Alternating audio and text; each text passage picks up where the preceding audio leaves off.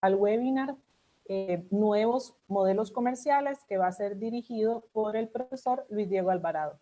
Mi nombre es Cintia Corella, soy directora de Maestrías y Programas a la Medida de la Universidad LIT. A nombre de la universidad y de nuestro decano, el señor Fernando Campo, queremos darle una cordial bienvenida. Nuestra universidad es autorizada por el CONESUB y avalada por el MEP. En la mañana de hoy estaremos por los próximos 45 minutos compartiendo de un tema coyuntural que nos beneficia y nos afecta y el impacto que tiene en los negocios y cómo necesitamos la reinvención del negocio desde la gerencia comercial. Desde un punto de vista académico, nuestro profesor Luis Diego Alvarado, a quien agradecemos inmensamente por estar con nosotros hoy, nos conversará de algunos aspectos relevantes. Cómo reinventar nuestros modelos comerciales. El espacio de chat va a estar habilitado, puede utilizarlo para comunicar sus preguntas o sus comentarios. Con gusto anotaremos y las contestaremos al final o cuando el profesor me indique, le vamos a estar haciendo todas las consultas. Le recordamos que estará recibiendo una evaluación digital de la actividad para que por correo la va a recibir, entonces para que nos ayude con la evaluación, porque esto nos ayuda a la universidad a crecer y a tener siempre mejores conversaciones para ustedes. Para darle paso al profesor, les voy a contar o hacer un breve resumen de su biografía. El profesor Luis Diego Alvarado es máster en Economía Empresarial y tiene un posgrado en Administración Funcional de INCAE Business School. Es ingeniero industrial de la Universidad Autónoma de Centroamérica y tiene un diplomado en Gestión Estratégica de Trade Marketing. Tiene más de 25 años de experiencia en procesos de consultoría en los principales mercados de Latinoamérica y el Caribe, con corporaciones grandes de América Latina como Miele, Coca-Cola, PepsiCo, Grupo Bimbo, Heineken, Gruma, FEMSA, entre otros. Es miembro de la Facultad de INCAE Business School y director de nuestra especialidad en gerencia estratégica de ventas. Agradecemos muchísimo a todos su participación y que estén conectados esta mañana. Esperamos que disfrute esta actividad y bienvenido, profesor. Muchas gracias, Cintia. Buenos días a todos. Es un gran placer poder compartir con ustedes este material que he preparado en función de lo que es esta crisis y vista esta crisis como un cisne negro, ¿verdad? Es tomándose esta metáfora libanesa en que es un evento totalmente inesperado con un efecto socioeconómico devastador, de gran impacto. Y otra de las cosas de esta metáfora es que una vez pasado el hecho, todo se va a poder analizar en retrospección. Es muy difícil el poder darse cuenta cuál va a ser el impacto final, porque en lugar de contener es una cuestión de mitigar. Y como decía hasta cierto punto, esta frase de Benedetti, que cuando me sabía las respuestas me cambiaron las preguntas. O sea, y ahora que para navegar en esta crisis, ahora que nuestras métricas y suposiciones cambiaron, ¿qué es lo que se puede hacer o qué es lo que se debe hacer? Hay algunas organizaciones que hoy están viviendo o ven su gestión a sobrevivir en corto plazo, pero hay muchas otras que a través de la neblina de la incertidumbre están trabajando y están haciendo cosas desde ya o comenzaron a trabajar desde la crisis, desde el momento en que están viviendo. Entonces, el día de hoy lo que quisiera es hacer un repaso de qué es lo que estamos viendo, qué es lo que está pasando en función también de consumidor, en función de los proveedores, en función de lo que son las organizaciones, y cuáles son esas medidas que desde ya se tienen que comenzar a tomar o han estado tomando para prepararse mejor y poder salir adelante. Porque las ventas pues han sufrido un giro realmente radical. Dependiendo de la industria en la cual se esté, el efecto de lo que es esta crisis ha golpeado mucho a muchas organizaciones, ¿verdad? Y el desenlace es impredecible, no solamente en la profundidad del efecto, sino el tiempo de la recuperación. La gran pregunta que nos hacemos hasta cierto punto es si va a haber una lenta recuperación o una contracción muy prolongada. Esto implica si nosotros, si sufrimos el efecto de esta crisis, la sufrimos, va a ser como una V, va a ser como una U, como una panza, o va a ser como una L que nos caímos y ahí nos vamos a mantener. Y a los que le fue bien, esas mismas letras de manera inversa. Es impredecible y definitivamente todo también depende mucho del enfoque que hagan en las políticas económicas. O sea, esto es una pandemia con metástasis a lo económico, ¿verdad? Y dependiendo de las políticas de contención, cuando hay, como en el caso de nosotros en Costa Rica, con políticas de contención, y lo pueden ver en esta gráfica, en la línea azul, cuando hay políticas de contención, los casos se disminuyen, pero es muy probable que la profundización de la crisis o de la recesión aumente. Entonces, ese es el juego que las organizaciones también tienen que comenzar a medir.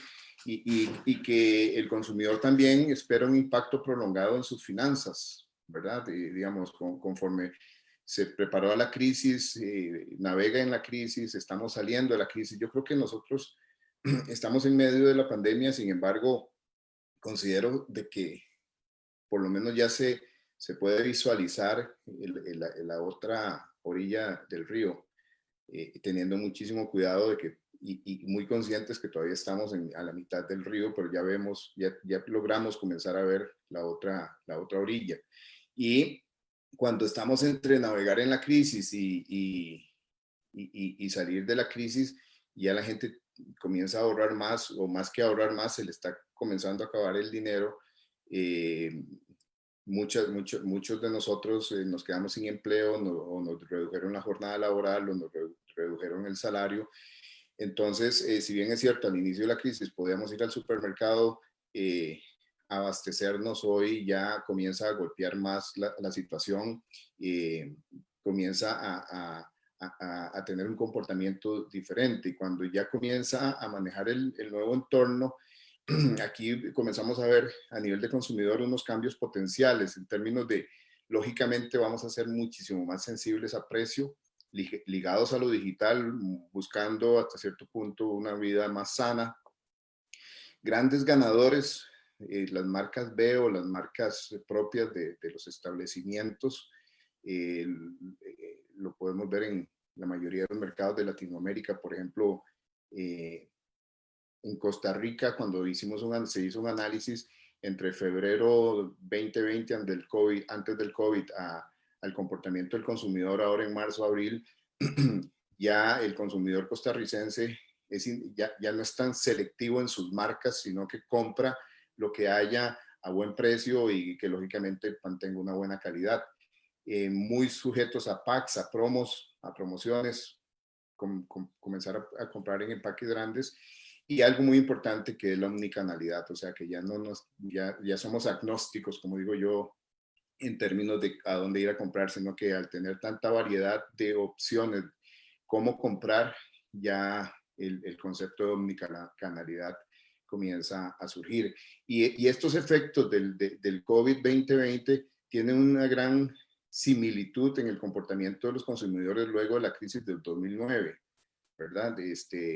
Más conscientes de las promociones, marcas propias, marcas privadas, cambios de canales, por ejemplo, más sujeto a precio. En el 2019, el segundo canal que más creció a nivel de consumo masivo o retail fueron los mayoristas en Latinoamérica. ¿Por qué? Porque se comenzaron a transformar, ya no eran las grandes bodegas de ventas al por mayor, sino que comenzaron a vender al por menor. Y entonces hoy es muy sencillo poder ver, por ejemplo, en Turrialba hay un caso, aquí en Costa Rica hay un caso de un mayorista que puso un mini super a la par. Entonces ya es una transformación de canales que al consumidor, lógicamente, comienza a ver precio y comienza a ser más sensible a nivel de experiencia de compra. Y las organizaciones cambian o cambian, ¿verdad? O sea, las organizaciones tenemos que cambiar necesariamente ante esta situación.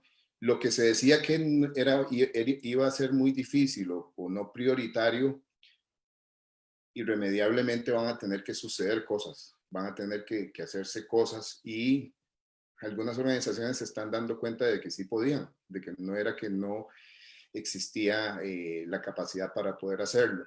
Y al verse forzadas a hacer más con menos, o por lo menos hacerlo diferente, muchas empresas están encontrando formas o caminos más simples o menos costosos o más rápidos de operar.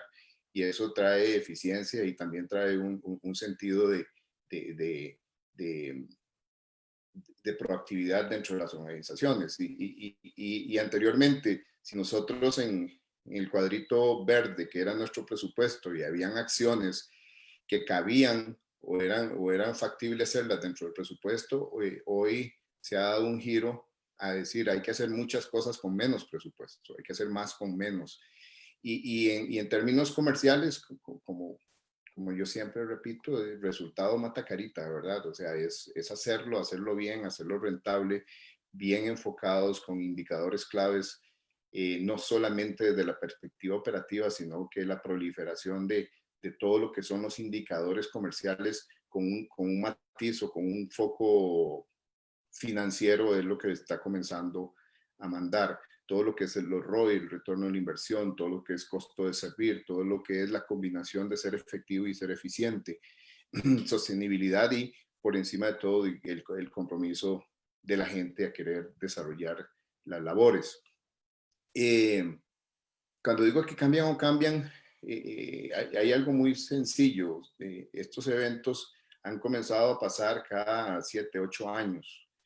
Eventos que marcan las Torres Gemelas, la crisis del 2008, 2011, ahora 2020. Y esto, lo que queremos decir también es que tenemos que prepararnos para la nueva crisis, porque esto va a seguir sucediendo y va a seguir sucediendo cada vez más a menudo. En INCAE le preguntábamos a 734 empresarios ahora en marzo en Latinoamérica. Esto fue un estudio que hizo el CLATS de INCAE, cuáles empresas contaban con un plan formal y explícito de gestión de riesgo.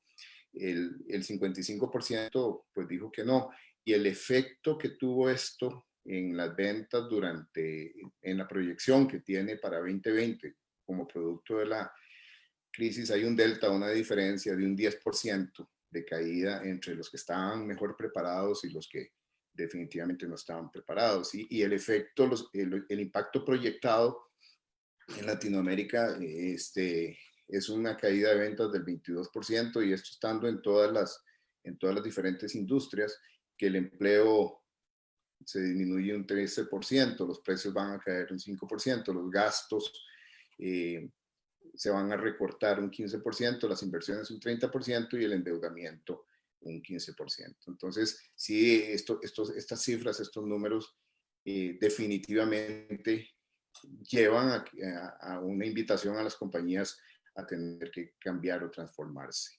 El día de hoy lo que quiero es repasar por un modelo comercial que comienza por la parte del potencial de mercado, y lo que tenemos que estar haciendo y lo que estamos haciendo en algunas organizaciones en Latinoamérica es comenzar a replantear el potencial que tenemos. Si nosotros teníamos una cartera de clientes segmentada, esto tenemos que verlo desde una perspectiva clara de como cuando salimos como un ejército de 100 y venimos de la guerra a ver cuántos quedaron, ¿verdad? Igual pasa con los clientes. A cuáles son los clientes que nos interesa retener, a cuáles, con quién queremos apostar al desarrollo, y si este es el momento de generar nuevos clientes.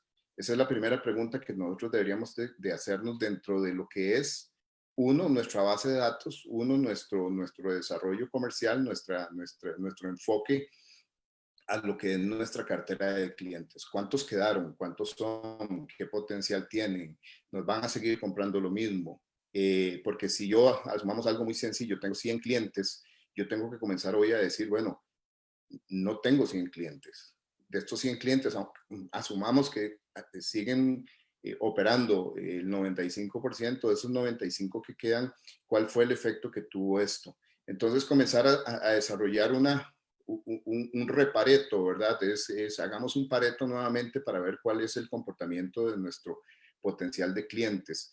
Y en función de ese pareto, aquí vi un cuadro muy interesante, dice que el COVID ha acelerado decisiones y cómo las compañías, en función de ese análisis de su cartera de clientes, cómo usan recursos para comenzar a identificar necesidades de los clientes. Y entonces esto en empresas líderes ganadoras se hacía mensualmente, ahora lo están haciendo semanalmente, ¿verdad? Entonces hay una necesidad de comenzar a trabajar más de la mano de los clientes, pero conociendo cuál es el potencial y a dónde está ese pareto donde yo quiero identificar oportunidades. La otra cosa que es muy interesante es a nivel de segmentación de clientes o a nivel de potencial de mercado, es la categorización. Cuando hablamos de categorización es el segundo paso a una segmentación adecuada de clientes y es comenzar a identificar dónde es que quiero priorizar la colocación de los recursos. Estamos haciendo ejercicios, por ejemplo, este es un caso donde desarrollé una red neuronal para decir, bueno, si hay, y aquí abro un paréntesis con el fenómeno de los chinos en Costa Rica, o sea, ustedes saben la proliferación de los chinos en lo que es el retail, donde hoy son supermercados independientes, ya no son los mini super de toda la vida, sino que ya son mini supermercados independientes, que le compiten de tú a un palí o le compiten de tú a tú a una cadena formal. Entonces, se analiza todas las categorías principales que tienen esos establecimientos, dónde están ubicados, cuál es la infraestructura que tienen a nivel de metros cuadrados, pasillos, las existencias o lo que vende ese supermercado, qué servicios ofrece aparte de ser ese supermercado, a nivel de infraestructura, qué equipos tiene, qué tecnología utiliza, y eso lo colegimos con las ventas. Lo que está en rojo aquí es las ventas de cada empresa. Entonces, cuando se hace una red neuronal, es una visualización y análisis análisis predictivo de datos. Entonces, si yo soy un proveedor, yo meto toda esa información y digo, por ejemplo, este es un Super Churuco allá en Cartago. Es un establecimiento que está frente a una parada de buses, es esquinero, está por un e-vice, tiene 1.200 metros cuadrados, 2 cajas, 7 pasillos. Aparte de ser mini super, es ferretería, carnicería, licorera, tienda de novedades, panadería, lotería, vende recargas. No sabemos qué, o sea, es toda una totalidad de actividades dentro de ese local. Tiene 25 puertas de frío, vende 18 categorías, 44 marcas, y cuando yo meto eso dentro de esa red neuronal, a mí me identifica y me dice, bueno, hay 1.400 puntos de venta, pero hay 207 puntos de venta que son A de la industria, son A porque tienen un potencial muy grande cuando categorizas y hace esa corrida, dice, este es un cliente A para cualquier proveedor de la industria de consumo masivo, pero en este caso hay 207 que son B tuyos. ¿Eso qué quiere decir? Que yo como compañía estoy dejando plata en la mesa, porque hay un cliente A de la industria que es bueno para todo el mundo, pero no están no le estamos dando esa atención que debería. Entonces, ¿qué tenemos que hacer con esos 200 clientes para pasarlos de un AB a pasarlos a un AA? Entonces, yo no me desgasto en los 1.470, sino que en función de mi realidad competitiva, yo puedo definir, metamos recursos en estos 207 clientes. Entonces, a eso nos referimos de esa categorización. Tenemos que comenzar a ser más exhaustivos. ¿Por qué? Porque en la granularidad del análisis y buscando necesariamente dónde podemos maximizar crecimiento orgánico. O sea, es donde nosotros podemos sacar más con menos. Y eso tiene que ver mucho con lo que es segmentación y categorización de clientes. Con relación a lo que es, una vez que yo identifico el potencial, comienzo a definir estrategias, ¿verdad? O sea, es cuáles son los componentes de esa propuesta de valor crítica. Y cuando digo, como ven ustedes arriba, dice modelo comercial crítico, o sea, hoy estamos en crisis. La planificación, me preguntaba una persona, profesor, dígame una cosa, y la planificación estratégica, o sea, hoy eso fue un ejercicio que hicimos cuando el cisne negro no existía. O sea, eso puede quedar ahí en los anales de la historia, pero hoy tenemos que tener un enfoque crítico y por eso es un modelo comercial. Puse aquí un modelo comercial crítico de qué es lo que están haciendo algunas organizaciones, porque es identificar componentes de la propuesta de valor ante esta situación. Y una de las cosas importantes es definir el mix óptimo. ¿Cuál es el mix óptimo que debo tener yo? ¿Cuál es el mix que más rentabiliza mi operación a nivel de desempeño, a nivel de rotación, a nivel de poder entender cuál es mi realidad? Por ejemplo, antes del COVID, el canal tradicional estaba cayendo. Después del COVID, en Costa Rica, los ganadores fueron principalmente los supermercados, ¿verdad? Y la gente, si bien es cierto, ¿por qué supermercados? Porque la gente está yendo a comprar más, un ticket promedio mayor. Para que tengan una idea, el ticket promedio hoy en Costa Rica en COVID, en canal moderno, llámese supermercados, por visita es de $17 versus canal tradicional son $4. La gente está yendo más a supermercados por una cuestión también de seguridad. Aunque la cercanía, la cercanía es importante, pero está yendo más a supermercados. Vemos cómo la gente está tomando más tamaños grandes o está aprovechando packs, ¿verdad?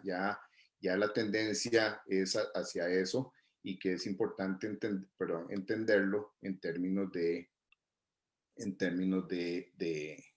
déjenme ver aquí. Perdón. En términos de las necesidades de los clientes como tal. Aquí voy para atrás un momentito. Entonces es importante el saber que la definición de cuál va a ser ese mix óptimo va a determinar en gran parte la realidad de las organizaciones o la realidad de las industrias como tal.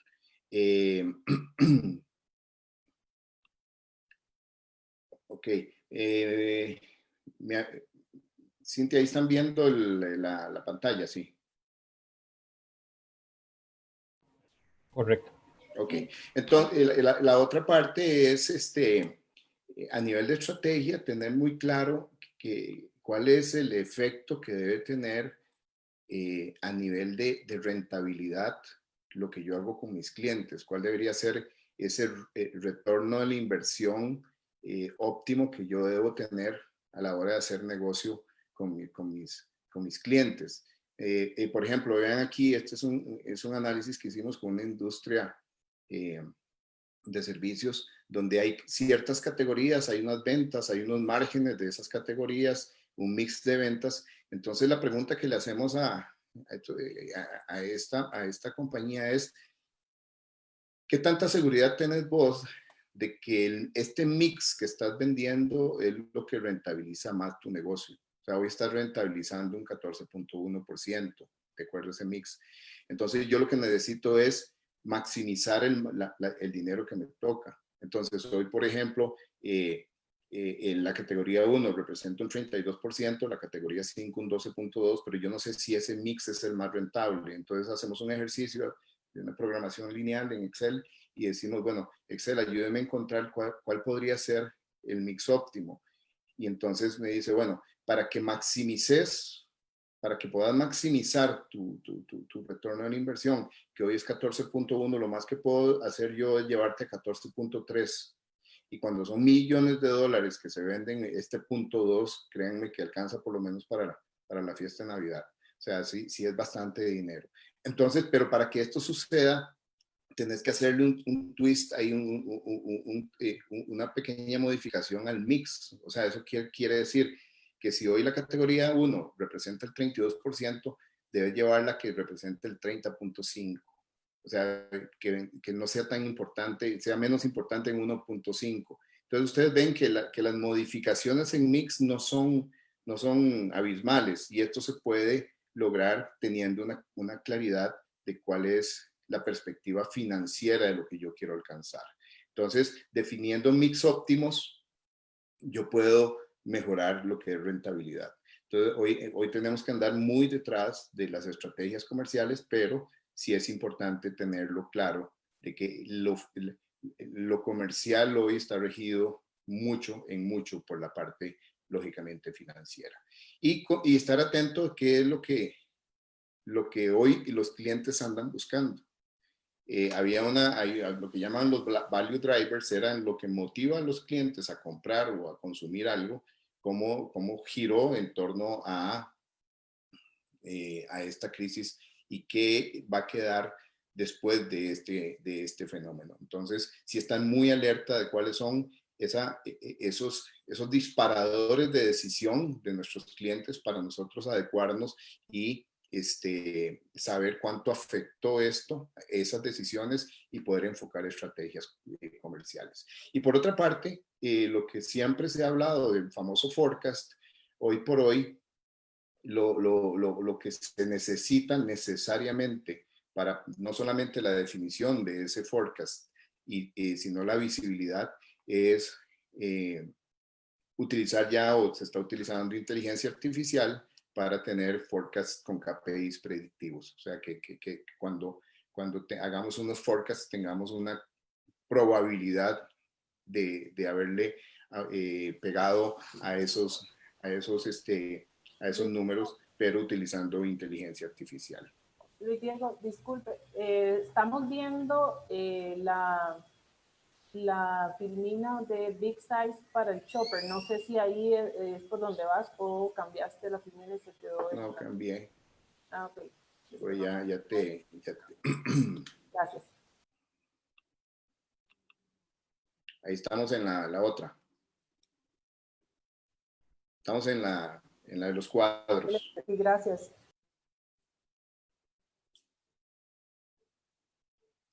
Sí, estamos en la de los cuadros ya, ¿verdad? Sí, ahora sí, perfecto. Ok. Entonces, eso implica, digamos, una redefinición estratégica, y que hoy de lo que todo el mundo habla es de la omnicanalidad, ¿verdad? Es esa omnicanalidad, estar centrado en el cliente, versus el concepto de estar enfocado. Antes era enfocado al cliente, ahora es centrado al cliente. Es como la integración de todo el conocimiento de las preferencias de los clientes consumidores a cómo comprarme, cuál es la mejor manera, cuál es la forma en la cual las organizaciones están organizándose. Y porque vamos evolucionando. Lo que era inteligencia artificial antes era ciencia ficción, hoy andamos buscando experiencias hiperpersonalizadas, donde experiencia de cliente era un foco secundario, hoy es nuestro nuevo valor, donde en todo el journey de compra, o todo ese viaje de compra, desde la prospectación hasta el servicio postventa, tiene que considerar una experiencia de compra que sea única, independientemente de cómo nos compren o cómo nosotros queramos vender, ¿verdad? Eso es relevante, porque pasamos de lo que llamamos pico y pala, donde los clientes iban, por ejemplo, al retail, iban a las tiendas. Ahora pasamos por e-commerce, después por tener hipercanales, y hoy es una omnicanalidad, donde independientemente de dónde yo obtenga la información, voy a tener varias maneras de poder adquirir mis productos. Entonces, lo hemos visto principalmente con las compañías de que te lo llevan a la casa, los supermercados, la Universal, sea cual sea el negocio, hoy hay una omnicanalidad de que no me importa dónde comprar, yo lo que necesito es maximizar una experiencia de compra, ¿verdad? Vamos a comenzar a hablar de también ya no es e-commerce, sino es a-commerce, ¿verdad? El a-commerce es la automatización de las experiencias de compra por e-commerce, pero utilizando inteligencia artificial, o sea, nos van a tener totalmente mapeados como consumidores, como compradores en cuanto a nuestras preferencias. Aquí puse unos ejemplos de Panamá, de Bolivia, de Costa Rica, donde a nivel de experiencias hemos visto cómo nos han bombardeado no solamente compañías globales como Nestlé, que nos llevan los productos a la casa, sino en el mercado Borbón, las verduras y las frutas y lo que compramos en el mercado, ellos también nos lo llevan a la casa. Ya tienen portales virtuales, Dos Pinos con Uber Eats y Globo, etcétera. Esto de cara a nosotros como consumidores, pero también hay otro enfoque que dice, para mí es importante no solamente enfocarme en consumidor, sino en retail, ¿verdad? Incluso aquí hay una discusión interesante porque hay una compañía que dice, yo no quiero tener un programa de llevarle mi producto a la casa del consumidor, aunque lo quiera. Yo tengo que ser agradecido con el retail porque siempre ha estado conmigo. Entonces yo en este momento me interesa fortalecer al retail, ¿verdad? Entonces hay discusiones sobre las cuales, cuál es mejor, cuál es peor, eso está en función de la experiencia o de la estrategia que quieran desarrollar cada compañía. Entonces aquí hay una omnicanalidad, ya existen opciones en las cuales, por ejemplo, Cervecería Nacional, dirigido a los chinos que los quiere fortalecer. Hay una aplicación que se llama Wabi, muy utilizada ahorita en Sudamérica y pronto la veremos en Costa Rica, donde muchos proveedores se unen a esta aplicación. Ya no es una compañía con una aplicación, sino muchos proveedores con una aplicación, y el consumidor va a la tienda, a la pulpería virtual, y ahí encuentra todos estos productos, ¿verdad? No es solamente un producto.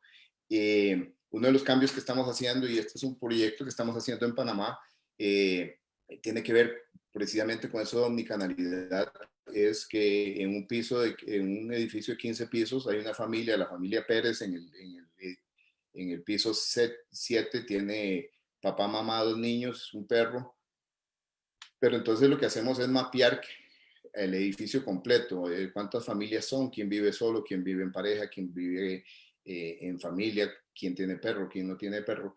Y entonces lo que hacemos es con la administradora del edificio llegar a un acuerdo, lógicamente con el consentimiento de los habitantes. Entonces ya no es que yo voy a ir a la familia Pérez, sino que ya tengo toda la información del edificio y puedo tener una estrategia para incluso a nivel de costo poder entregar producto ya a un edificio. Entonces ya se integran otros jugadores, ya se integran los administradores del condominio, ya se integra un efecto también logístico donde voy a poner todos los productos en el edificio. Entonces cuando yo llego al parqueo de mi casa, yo ya sé que puedo ir a la despensa de que tiene el edificio a recoger mi paquete porque yo ya lo pedí mientras estaba trabajando.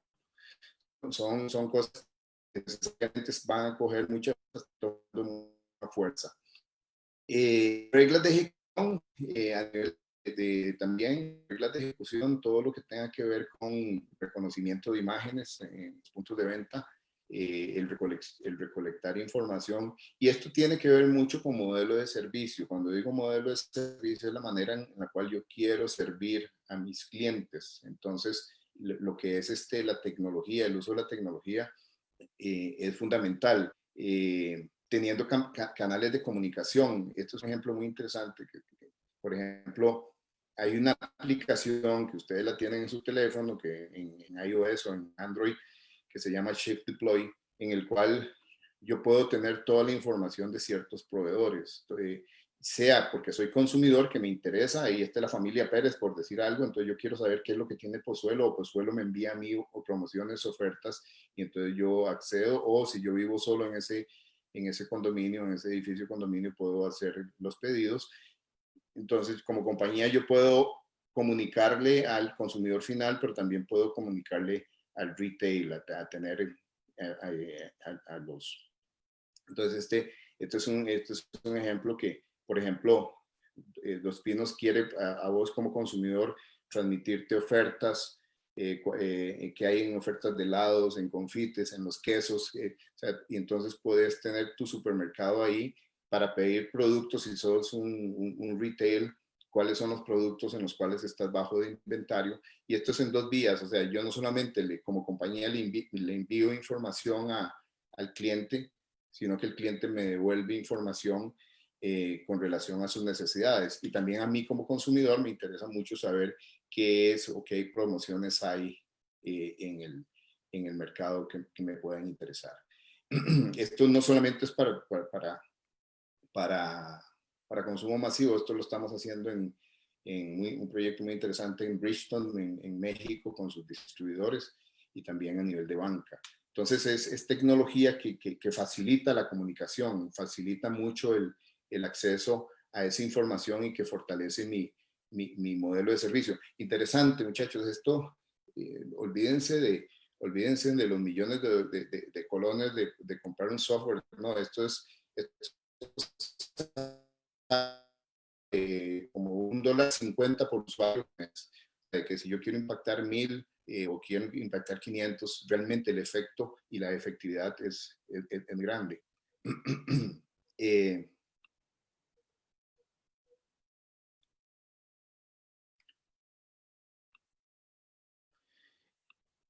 Y ya entrando a lo que es cómo han estado cambiando las estructuras,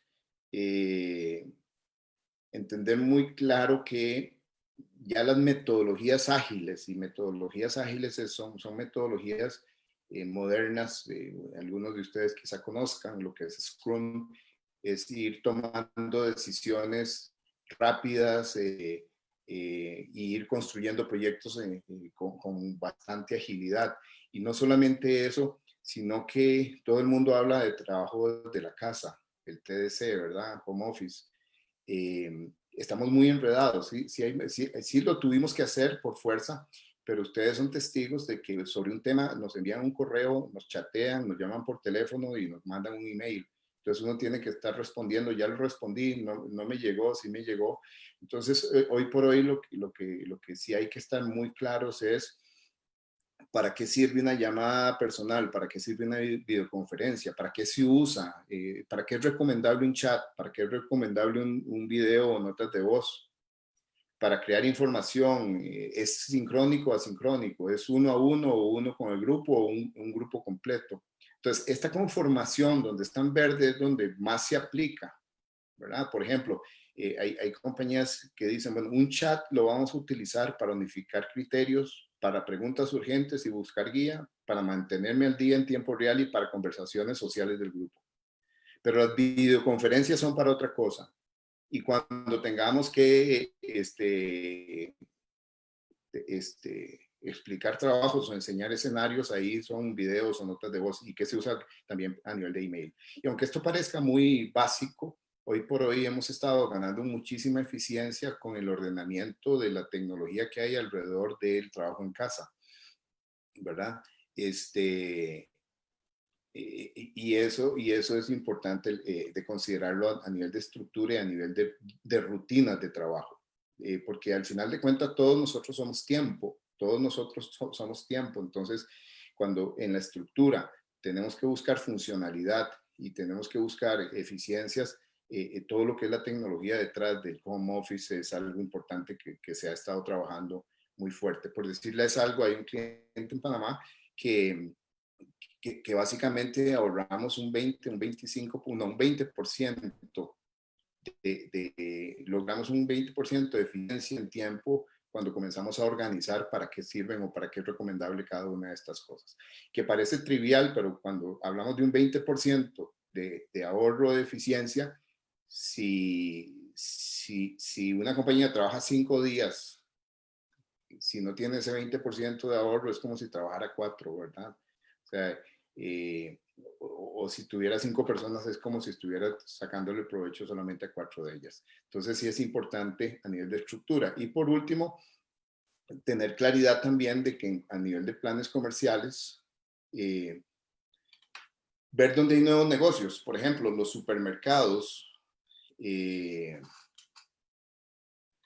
los hoteles están considerando fuertemente tener oficinas de coworking, estos que están existiendo, proliferando en los últimos 2 años.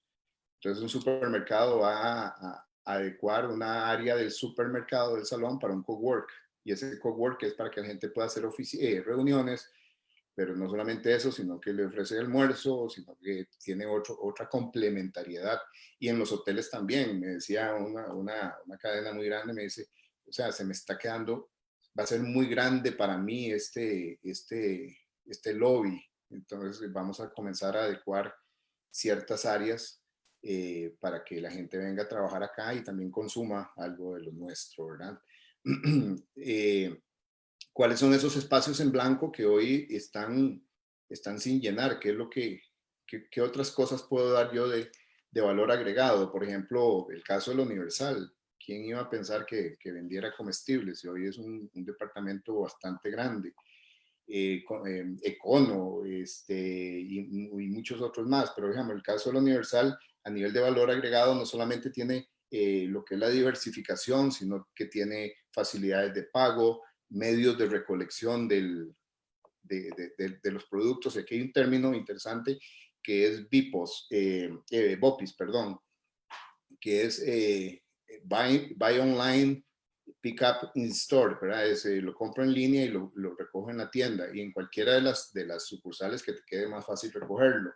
Entrega a domicilio vía Rappi, compras por WhatsApp, etcétera. Digamos, valor agregado es, por lo general, ya digamos, hay compañías, en el caso de Costa Rica, Dos Pinos, que ellos no tienen un servicio de Uber Eats, sino que dentro de Uber Eats está la tienda Dos Pinos, ¿verdad? Que es un concepto diferente. Entonces sí son valores agregados interesantes que se le da a los clientes.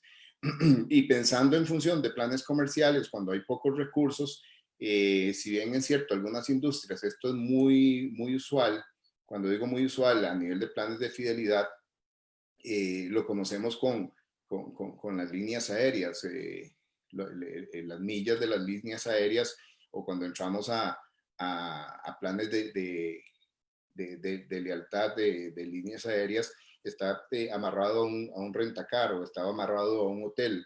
Bueno, hoy lo que llamamos ecosistemas cada vez se va a ver más se está utilizando cada vez más y considerando cada vez más. No es que hagamos una promoción conjunta y terminó la promoción y chao, nos fuimos cada uno para su empresa, sino comencemos a pensar cómo nosotros podemos comenzar a crear planes de fidelidad conjuntos con otros proveedores que sean complementarios. Y también interesante es que hoy se están replanteando los sistemas de compensación. Algunas organizaciones dicen, tuve que reducir personal, sin embargo, a nivel de compensación, a la gente le sigo pagando bien, se siente bien pagada, ellos están tranquilos, pero con este sistema de compensación que tengo soy cada vez menos rentable. Entonces, el enfoque aquí no es que hagamos menos ricos a nuestros trabajadores, sino más bien, yo necesito que la fuerza de ventas se haga millonaria, pero que me haga millonaria a mí también, ¿verdad? Entonces, ¿cuál debe ser el ajuste que tenemos que hacer en el sistema de compensación para que busquemos una rentabilidad? Porque puede ser que a nivel de pago de la compensación, sea cual sea, variable fija y los porcentajes que tengamos, estén ya establecidos, hagamos un análisis para ver si haciéndole también un pequeño cambio que sea más atractivo para el vendedor, pero también muchísima más rentabilidad para mi empresa. Básicamente, este es como el enfoque de las cosas que se han estado haciendo, donde hay que hacer un plan de acción durante la crisis. No es un plan de acción habitual, no es un plan de negocio, es un plan de acción, donde comencemos a dimensionar, en resumen, las prioridades en ingresos. Acuérdense, segmentación, categorización, canales, clientes, Por ejemplo, tengo un dato aquí interesante de comportamientos de consumidor que tomamos febrero de este año sin COVID y el efecto marzo-abril y lógicamente ante esta crisis el canal de farmacias ha crecido mucho, pero hay compañías que aprovecharon tipo las empresas que venden leches infantiles y dijeron aprovechemos esta oportunidad para enganchar al consumidor y entonces las farmacias van a comenzar a ser un elemento importante en lo que es el mix de canales. Lógicamente compras telefónicas, entregas a domicilio, comercio electrónico son los que se han visto más favorecidos aparte de los supermercados como tal. Entonces, muy enfocado a qué canales, a qué clientes dentro de esos canales, a nivel geográfico, por decir algo, ante el impacto del turismo, lógicamente, las zonas de playa sufrieron mucho. Entonces, bueno, ok, mientras estaba esa restricción, no nos enfoquemos en Costa Rica, Guanacaste, Punta Arenas, Pacífico Central, Limón, sino enfoquémonos en lo que es GAM. ¿verdad? Entonces, tener ese radar, y acuérdense lo que les decía, no es analizarlo mes a mes, tenemos que tener cuartos de guerra, war rooms, para poder analizar qué es lo que está pasando semana a semana. A nivel de marcas, SKUs. Por otra parte, proyectar demanda y comiencen a investigar dónde hay herramientas de análisis de data o de data mining para poder proyectar demanda utilizando inteligencia artificial. Actualizar los planes de mercadeo, ¿verdad? Viendo cuáles son los cambios en los hábitos de consumo y llamadas a la acción, ¿verdad? Y por otra parte, vigorizar mucho lo que es e-commerce. E-commerce o televentas no es que mandamos a la casa 4 y les activamos un teléfono para que también vendan, sino que todo lo que tiene que ver a nivel tecnológico y a nivel de estrategia comercial, el impacto que va a tener las televentas. Tenía un dato de esa investigación y no lo encuentro ahorita, pero sí decía que definitivamente los canales emergentes utilizando la tecnología iban a ser fundamentales siempre y cuando la compañía tuviera una estrategia clara. Y vamos a tener que navegar mucho en precio, promociones, portafolio, ¿verdad? Y ojo al mix óptimo, ahí es donde está el dinero, en el mix óptimo. Y cuando tengamos un mix óptimo, una cartera óptima de productos, adecuar el sistema de compensación para que la zanahoria que le voy a dar a la gente de ventas esté fundamentada en alcanzar el sistema de compensación esté adaptado a alcanzar esa zanahoria. Y como les decía, todo lo de e-commerce. Y pegarnos al cliente hoy más que nunca, ¿verdad? Cuáles son necesidades específicas, dotar de tecnología al cliente, como veíamos con aquella aplicación de Chip Deploy, y también cambios en términos comerciales. Aquí es muy interesante desarrollamos en Jamaica con un distribuidor muy grande. Cuando digo cambio en términos comerciales, no es solamente darle mayor plazo o mayor nivel de crédito, sino hay una compañía y hay un comprador donde uno de los aspectos fundamentales de esta relación es el inventario. Entonces, a mí lo que me interesa es que el cliente gane plata conmigo. Y para que gane plata conmigo, si yo manejo inventario, es que la rotación de ese inventario sea cada vez más rápido. Entonces, ¿a qué voy? Manejemos conjuntamente el inventario para que no haya desabastecimiento y que la vuelta de ese inventario nos permita ser más rentables. Entonces, cambios en términos comerciales es formas diferentes de trabajar, formas diferentes en las cuales no te puedo dar precio, no te puedo dar descuento, no te puedo dar plazo, pero si manejamos o gestionamos el negocio diferente, podemos, haciendo equipo, definir claramente dónde pueden haber palancas de crecimiento conjunto. Y esto era y todo tiene que ver, todo tiene una interrelación en el modelo comercial, ¿verdad? Cada una de estas decisiones o acciones tienen un fundamento y una base en ese modelo comercial, que hoy es un modelo comercial crítico, que hoy no estemos pensando en planes de negocio sino que estemos pensando en planes de acción de corto plazo para poder salir de esta situación.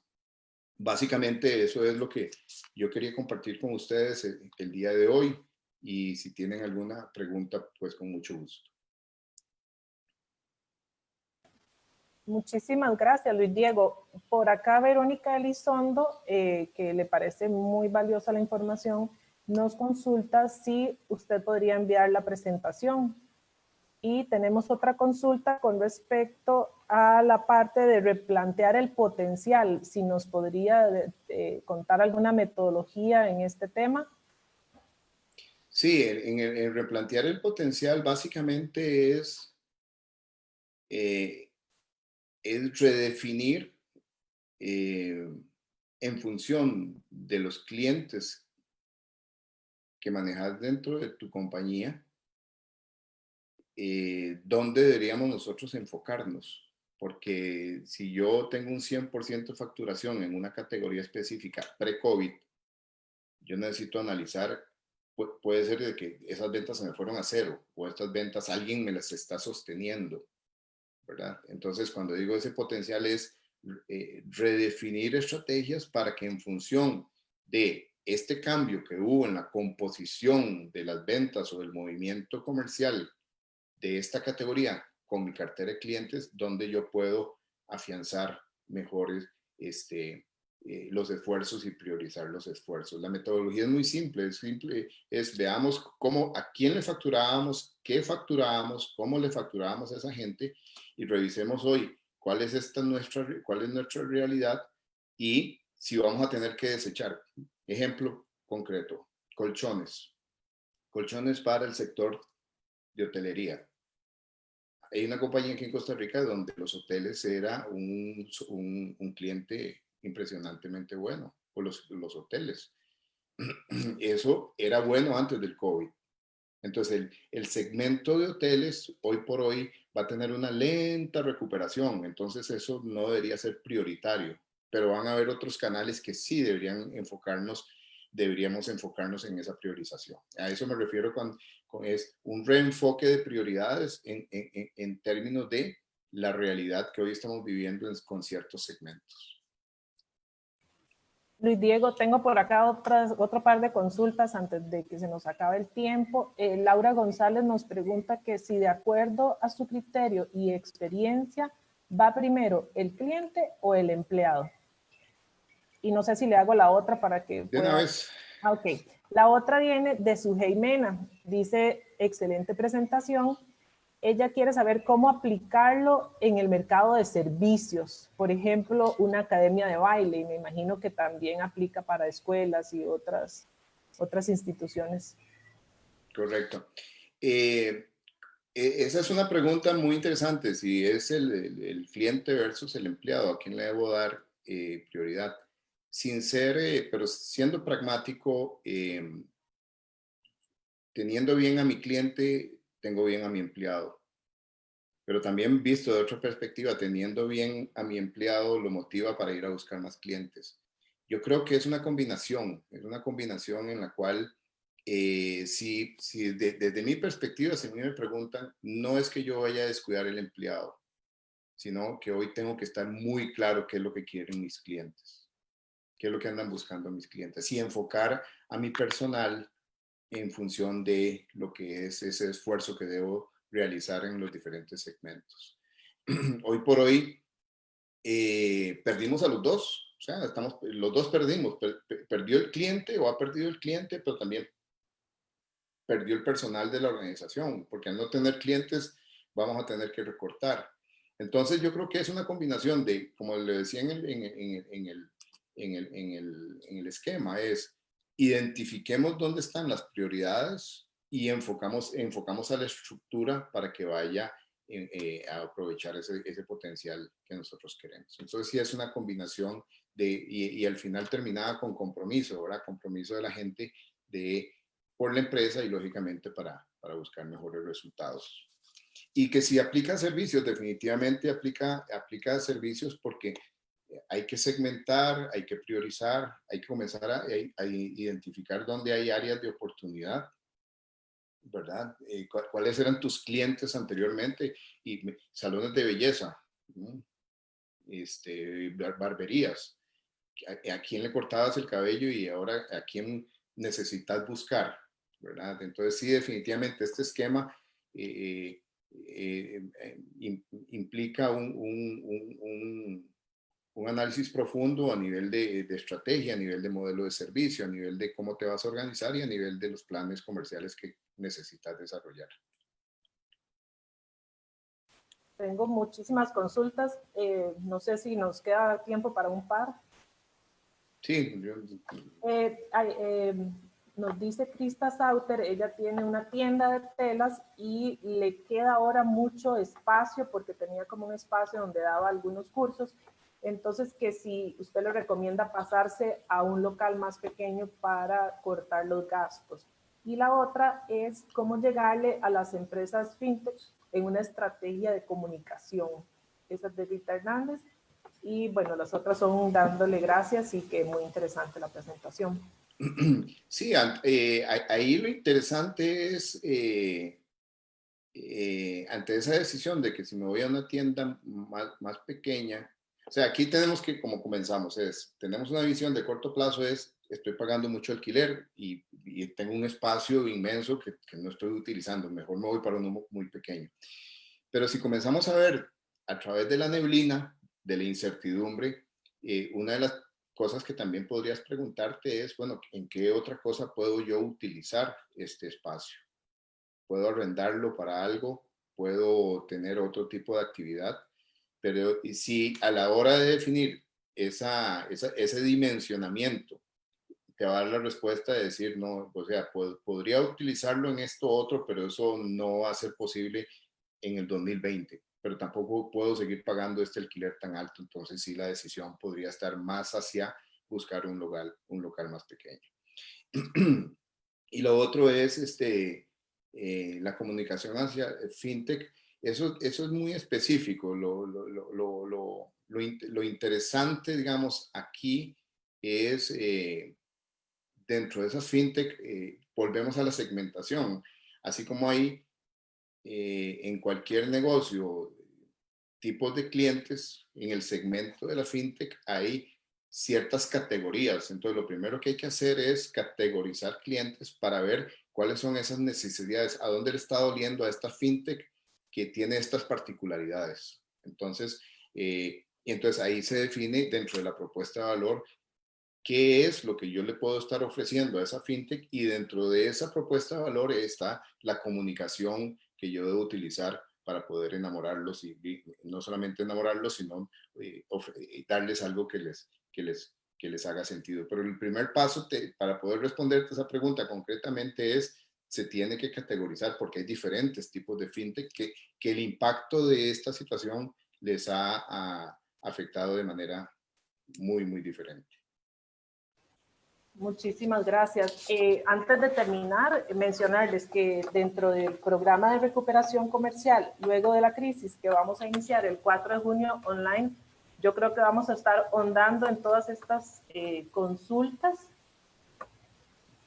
Vamos a estar ahondando en todas estas consultas y dándole más cara a todos los temas, por ejemplo, al de proyectar demanda, al de replantear el potencial.